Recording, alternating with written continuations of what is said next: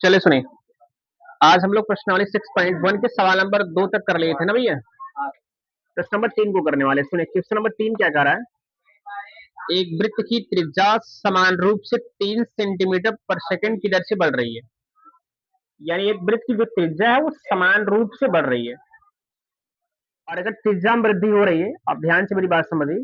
त्रिज्या में यदि वृद्धि हो रही है, त्रिज्या हमारे पास एक राशि बनी, उस राशि में अगर वृद्धि हुई तो डी आर हुआ। अब किसके सापेक्ष हो रहा है, तो हमारे पास मात्रक यहाँ लिखा जा रहा है 3 सेंटीमीटर पर सेकंड। सेकंड किसका मात्रक है, समय का। यानी हो जाएगा D R upon d T. हमारे प्रश्न में D R upon d T का मान लिखा है, कितना दिया जा रहा है, ये प्रश्न नंबर 3 करके है।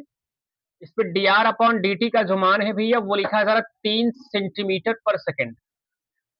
ठीक है ना। फिर आपसे कह रहा है कि इस दर से बढ़ रही है तो ज्ञात कीजिए कि वृत्त का क्षेत्रफल किस दर से बढ़ेगा। और इसके बाद ये कह रहा है लास्ट में जो हमें त्रिज्या का जो मान है वो बताया जा रहा है कितना भैया, त्रिज्या का मान हमें बताया जा रहा है 10 सेंटीमीटर।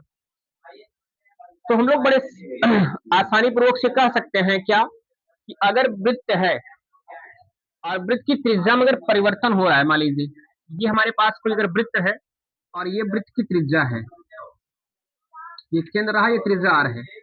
अब इसकी त्रिज्या में अगर परिवर्तन हो रहा है ना, अगर ये त्रिज्या में परिवर्तन हो रहा है तो त्रिज्या में जब परिवर्तन होगा तो इस वृत्त का जो क्षेत्रफल है वो धीरे धीरे बढ़ता जाएगा।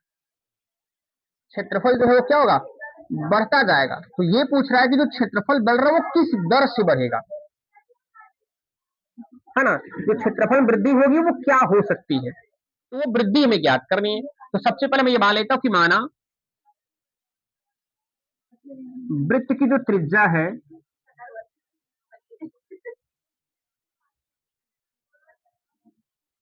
ये वृत्त सही लिखे है ना जी, अब सही है,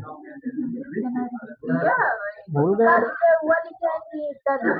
वृत्त की जो त्रिज्या है वो क्या बताई जा रही भैया, मैंने माना वृत्त की जो त्रिज्या है वो 16 सेंटीमीटर है।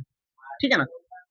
अब इसके क्षेत्रफल में वृद्धि हो रही है, और एक चीज ध्यान दीजिएगा, D R upon D D अर्थात इसकी त्रिज्या में जो वृद्धि हो रही है, वृद्धि होने की दर आपको ये बता दिया है। ठीक है ना। अब क्षेत्रफल निकालना है, तो हम समझ सकते हैं कि वृत्त का जो क्षेत्रफल होता है, वृत्त का क्षेत्रफल जो होता है वो कितना होता है, पाई आर स्क्वायर होता है।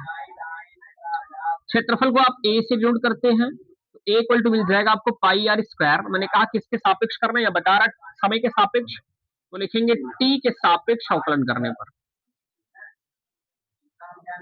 अवकलन करने पर जब अवकलन करेंगे क्या मिलेगा आपको, ध्यान दीजिएगा। हम ए का कर रहे हैं, किसके सापेक्ष कर रहे हैं, टी के सापेक्ष, तो डी अपॉन डी टी मिल जाएगा। अब यहाँ पर हमारे पास d upon d t pi r square, और मैंने कहा यहाँ पाई कांस्टेंट है ना भैया, इनको बाहर कर लीजिए, बच्चा हमारे पास डी अपॉन डी टी क्या मिला, आर स्क्वायर। तो मिला हमारे पास पाई को मैंने पाई लिखा। यहाँ ध्यान दीजिएगा कि आर स्क्वायर का 2r होगा, और टी के सापेक्ष में आर का पुनः करूंगा तो मिल जाएगा कितना, D R upon d T. तो हमारे पास यहाँ डी अपॉन डी टी का जो मान मिलने वाला है, यहाँ पाई को मैंने पाई लिखा, 2 को मैंने 2 लिखा इंटू आर बी, और आर का मान लास्ट में क्या रखना है, आपको 10 रखना है। और D R upon d T का मान क्या लिखा जा रहा है, 3। इन सभी का गुणा कर लीजिए, 10 या 30, 30 दूना 60 पाई मिला। ये हमारे पास डी अपॉन डी टी का मान मिल रहा है। इसका मात्रक लिखना चाहोगे, इनका मात्रक हुआ सेमी स्क्वायर प्रति सेकेंड। तो ये हमारे पास मिला कि जो वृत्त की त्रिज्या है अगर इस दर से बढ़ रही है तो इसके क्षेत्रफल जो बढ़ेगी वो समय के सापेक्ष है, इस दर से बढ़ने पर कितना प्राप्त होगा, क्षेत्रफल में कितनी वृद्धि होगी, तो आपको मिलेगा 60 पाई सेमी स्क्वायर प्रति सेकंड। नोट कर लीजिए आप।